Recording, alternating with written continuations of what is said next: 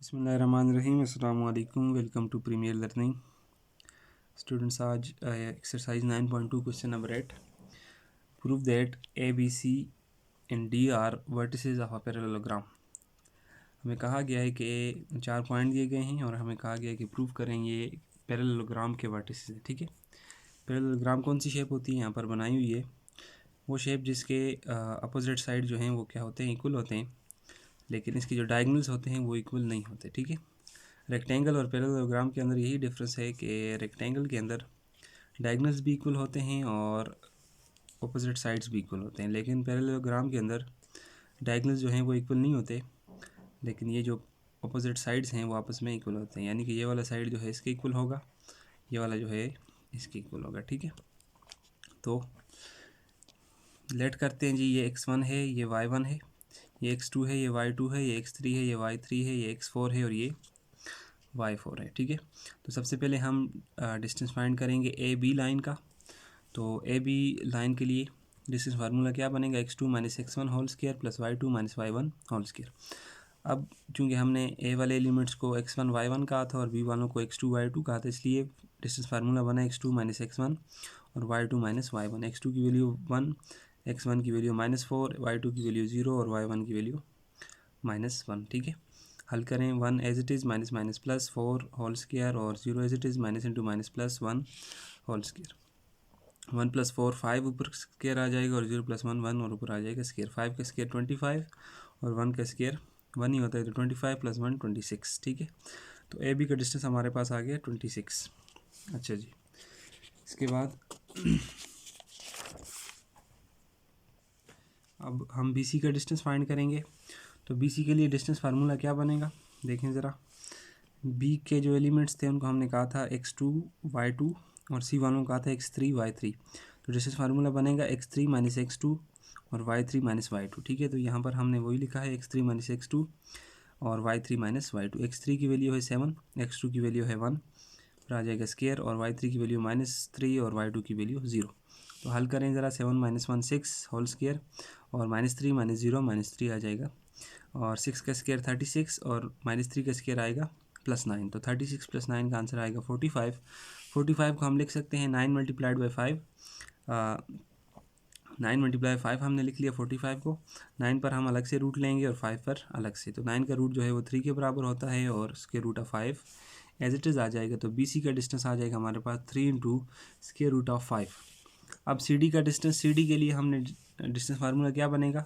सी वाले एलिमेंट्स को हमने कहा था x3 y3 और इनको कहा था x4 y4। ठीक है, ये x1 है, ये x2 है और ये x3 है। ठीक है, तो x3 y3 x2 x4 y4। तो डिस्टेंस फार्मूला क्या बनेगा? x4 माइनस x3 और y4 माइनस y3। तो वही हमने यहाँ पर लिखा है x4 माइनस x3 और y4 माइनस y3। x4 की वैल्यू 2, x3 की वैल्यू 7, y4 की वैल्यू -4 और y3 की वैल्यू -3। 2 - 7 -5 स्क्वायर और -4 as it is minus into minus plus 3। -5 का स्क्वायर +25 होगा और -4 + 3 का आंसर आ जाएगा 1। ठीक है, -1 आएगा और -1 का स्क्वायर जो है वो 1 ही होता है, तो 25 + 1 का आंसर आ जाएगा 26। ठीक हो गया। अब हम सी डी का हमारे पास डिस्टेंस आ गया √26। अब हम ए डी का डिस्टेंस फाइंड करेंगे। ए डी के लिए डिस्टेंस फार्मूला क्या बनेगा? ए वाले एलिमेंट x1 y1 था और डी वाले एलिमेंट x4 y4। तो x4 माइनस x1 और y4 माइनस y1। ठीक है, तो यहाँ पर डिस्टेंस फार्मूला क्या बनेगा? x4 माइनस x1 और y4 माइनस y1। x4 की वैल्यू 2, x1 की वैल्यू -4, y4 की वैल्यू -4 और y1 की वैल्यू -1। तो 2 as it is minus into minus plus 4 whole square -4 as it is minus into minus plus 1 whole square. तो 2 + 4 6 का square आ जाएगा और -4 + 1 -3 का स्क्वायर आ जाएगा। ठीक हो गया, तो यहाँ पर 6 का स्क्वायर प्लस -3 का स्क्वायर, 6 स्क्वायर 36 और -3 का स्क्वायर +9। 36 + 9 45। 45 को अगेन हम 9 प्लस मल्टीप्लाइड बाई 5 लिखेंगे। 9 पर अलग से रूट लेंगे, 5 पर अलग से। 9 का जो स्क्वायर रूट होता है वो 3 के इक्वल होता है और 5 square root of 5 as it is आ जाएगा। तो ए डी की हमारे पास डिस्टेंस भी आ गया 3 × स्क्वायर रूट ऑफ 5। अब हम चार हमने साइड्स के जो डिस्टेंस थे वो फाइंड कर लिए। अब हम डायगोनल फाइंड करेंगे ए सी। ठीक है ना, तो डायगोनल के लिए ए और सी के लिए डिस्टेंस फार्मूला क्या बनेगा, ए के जो एलिमेंट्स थे उनको हमने x1 y1 कहा था और सी के एलिमेंट्स को x3 y3, तो डिस्टेंस फार्मूला बनेगा x3 minus x1 whole square plus y3 minus y1 whole square. x3 की वैल्यू 7, x1 की वैल्यू -4, y3 की वैल्यू -3 और y1 की value -1। 7 as it is minus into minus plus 4 whole square और -3 as it is minus into minus plus 1 whole square. 7 + 4 11 whole square और -3 + 1 -2 whole square. 11 का square 121 और -2 का स्क्वायर +4। 121 + 4 125। 125 को हम लिख सकते हैं 25 मल्टीप्लाइड बाई 5, दोनों पर अलग से रूट लेंगे तो आएगा square root of 25 multiplied by square root of 5। Square root of 25 5 के इक्वल होता है और square root of 5 as it is आ जाएगा। तो एक डायगनल की वैल्यू हमारे पास आ जाएगी 5 इंटू स्क्वायर रूट ऑफ 5। अब हम दूसरा डायगनल बी डी फाइंड करेंगे। ठीक है, यहाँ पर ये शेप बनी है, देख लें। एक ए सी डायगनल है और दूसरा जो है वो बी डी है। ठीक है, यहाँ पर ए बी और डी सी की जो लेंथ है वो इक्वल आनी चाहिए डिस्टेंस, और बी सी और ए डी का, जो कि हमने अभी कर लिया है।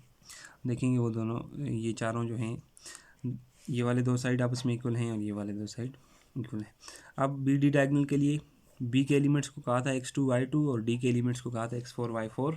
तो डायगनल बी डी डायगनल के लिए जो डिस्टेंस फार्मूला बनेगा वो होगा x4 minus x2 whole square plus y4 minus y2 whole square. x4 की वैल्यू है 2, x2 की वैल्यू है 1 और y4 की वैल्यू है -4 और y2 की वैल्यू है 0।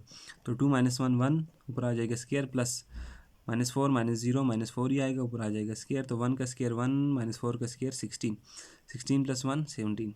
तो बी डी की वैल्यू हमारे पास आ गई square root of 16।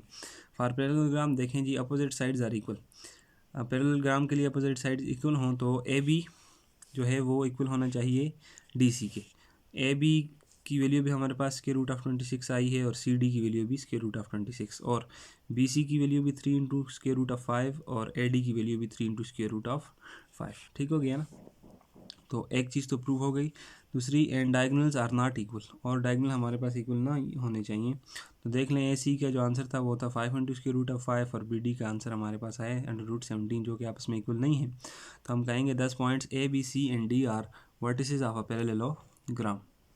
Question number 9 है, find B such that points A B C are the vertices of a right angle triangle with angle B A C is equal to 90।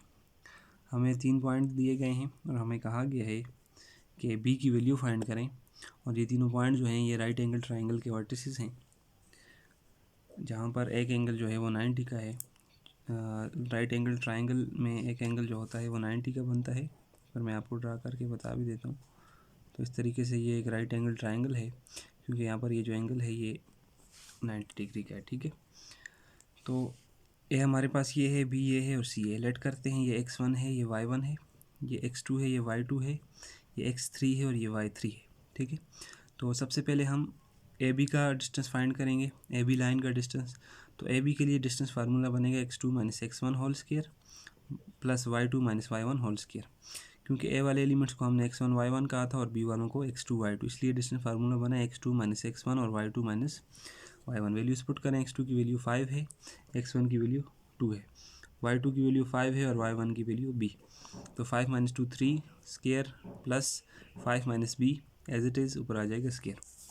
अब देखें, 3 का square तो 9 होता है और यहाँ पर फार्मूला ओपन होगा, ये परफेक्ट स्क्वायर बन रहा है a - b होल स्क्वायर वाला। तो 5 - b होल स्क्वायर इक्वल होता है 5 square plus b square -2 into 5 into b। उसी तरीके से a square plus b square -2ab। तो 9 एज इट इज़, 5 का square 25, b square as it is, 2 5s are 10 और साथ आ जाएगा b। 9 + 25 34 plus b square -10b as it is आ जाएगा। ये हमारे पास डिस्टेंस आ गया ए बी का। ठीक है, अब हम बी सी का डिस्टेंस फाइंड करेंगे। बी सी के लिए हमने बी वाले एलिमेंट को कहा था x2 y2 और इनको कहा था x3 y3। तो डिस्टेंस फार्मूला बनेगा x3 - x2 और y3 - y2। ठीक है ना, तो x3 - x2 whole square plus y3 - y2 whole square. x3 की वैल्यू है -6, x2 की वैल्यू है 5, y3 की वैल्यू 0 और y2 की वैल्यू 5। तो -6 - 5 -11 whole square plus 0 - 5 - 5 whole square. 11 का -11 का स्क्वायर प्लस 121 होगा और प्लस एज इट इज़ -5 का स्क्वायर प्लस 25। तो 121 + 25 146। तो बी सी का डिस्टेंस हमारे पास क्या आ गया है, स्क्वायर रूट ऑफ 146। अब हम ए सी का डिस्टेंस फाइंड करेंगे। ए वाले एलिमेंट्स को हमने कहा था x1 y1 और सी वाले एलिमेंट्स को कहा था x3 y3। तो डिस्टेंस फार्मूला बनेगा x3 माइनस x1 और y3 माइनस y1। तो x3 की वैल्यू है -6, x1 की वैल्यू है 2, y3 की वैल्यू है 0 और y1 की वैल्यू है b। तो -6 minus 2 minus 8 whole square plus 0 minus b ही होता है और 0 माइनस बी होता है। यहाँ पर माइनस बी कर लेते हैं, ठीक है। माइनस बी का स्क्वायर आ जाएगा, तो -8 का स्क्वायर 64 और माइनस बी का स्क्वायर प्लस बी, ठीक है। ये -8 का स्क्वायर भी प्लस 64 होगा और माइनस बी का स्क्वायर भी प्लस बी स्क्वायर। तो ए सी की वैल्यू हमारे पास ये आ गई। अच्छा जी, एज अब हमें जो चीज़ गिवन थी कि एंगल बी ए सी जो है वो 90 डिग्री का है, तो बाय पाइथागोरस थ्योरम मंगाएं। पाइथागोरस थ्योरम के मुताबिक बेस का स्क्वायर जो है वो इक्वल प्लस परपेंडिकुलर का स्क्वायर इक्वल होता है हाइपोटेन्यूज के स्क्वायर के, ठीक है। ये हमारे पास बेस है और ये जो है परपेंडिकुलर है और ये जो है हाइपोटेन्यूज है। तो बेस का स्क्वायर प्लस परपेंडिकुलर का square is equal to hypotenuse का स्क्वायर। बेस यहाँ पर क्या बन रही है, ए बी, ठीक है। तो ए बी का स्क्वायर प्लस परपेंडिकुलर यहाँ पर बन रहा है ए सी।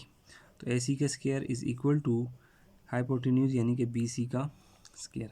तो वैल्यूज पुट करें, ए बी की वैल्यू आई थी 34 plus B square minus 10b, square root of 34 plus B square minus 10b, ऊपर आ जाएगा स्क्वायर, प्लस ए सी की वैल्यू आई थी square root of 64 plus B square आ जाएगा square is equal to B C की वैल्यू आई थी स्क्वायर रूट ऑफ 146।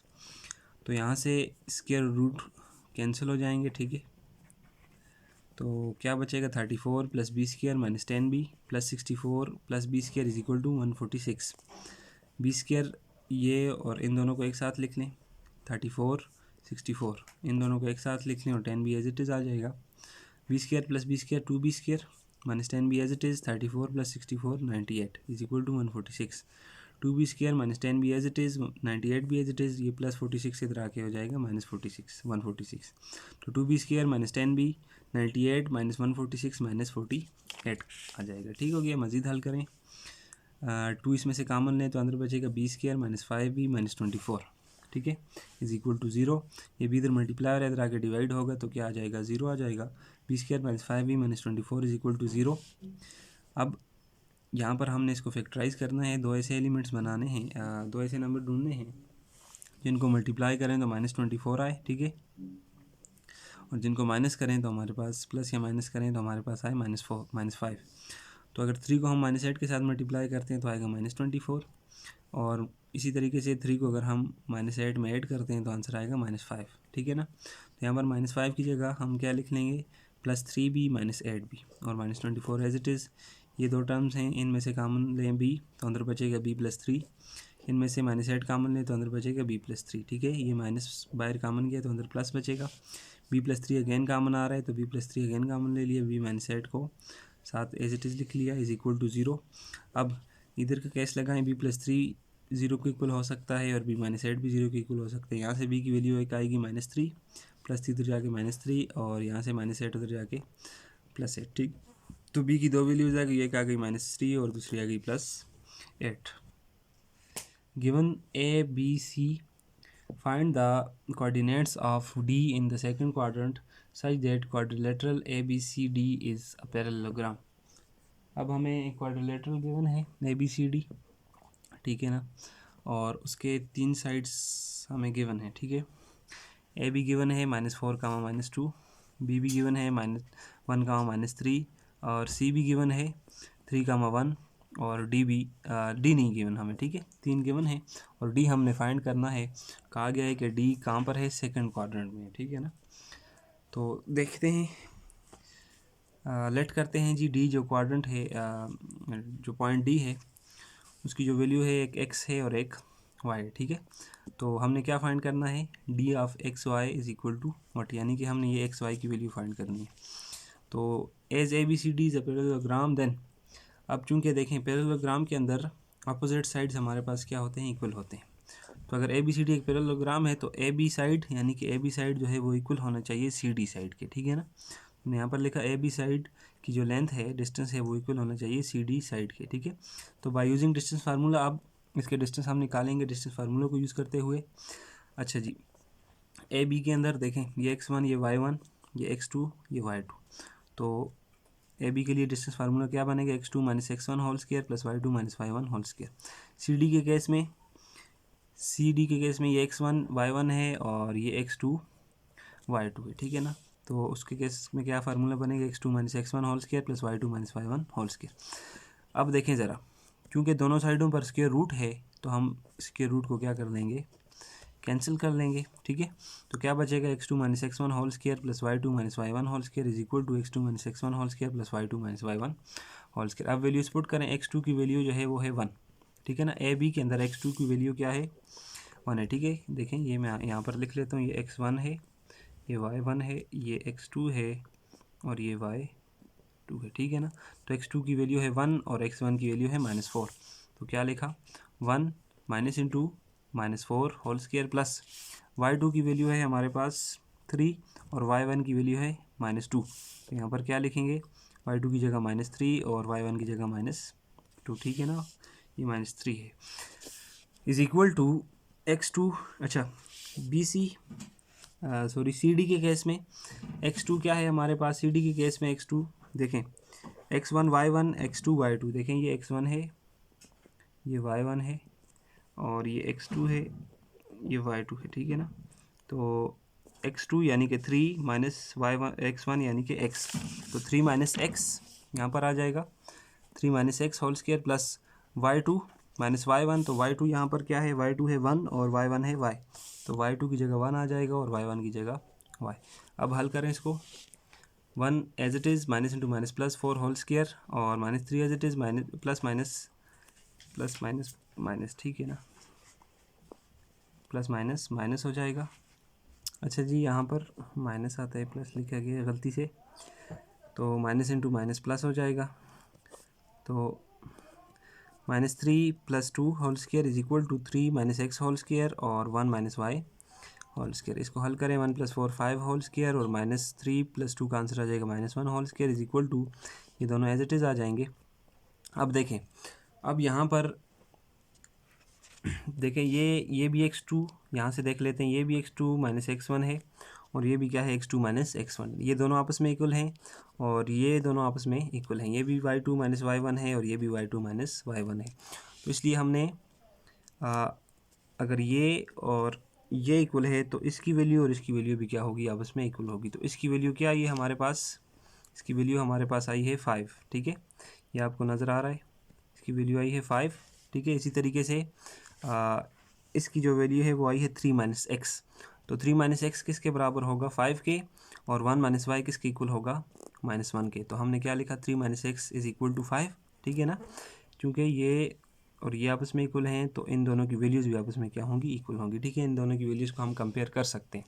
तो 3 minus x is equal to 5 और 1 minus y is equal to -1। यहाँ से x की वैल्यू क्या निकलेगी, देखें ज़रा, ये 3 प्लस है, इधर जाके माइनस हो जाएगा, -x is equal to 5 -3, -x is equal to 5 -3 2 और x इज इक्वल टू -2, ठीक है ना। ये माइनस इधर आ जाएगा तो x equal to -2, 1 minus y is equal to -1, minus y is equal to ये +1 उधर जाके -1 हो जाएगा, तो minus y is equal to -2 और ये माइनस और माइनस यहाँ से क्या हो जाएंगे, प्लस हो जाएंगे, तो y इज इक्वल टू +2। अब जी हमें कहा गया था कि डी जो है वो सेकंड क्वाड्रेंट में है, तो हमें पता है कि सेकंड क्वाड्रेंट के अंदर x की वैल्यू हमेशा नेगेटिव होती है और y की वैल्यू पॉजिटिव। तो हमने यहाँ पर क्वाड्रेंट भी बनाया, ये फर्स्ट, सेकंड, थर्ड और फोर्थ। तो डी कहाँ पर आएगा, यहाँ पर आएगा, क्योंकि देखें अगर ये 1 है, -1 है, तो ये -2 है, इस तरीके से ये +1 ये +2 और ये +1 ये +2 और ये नीचे -1 और -2।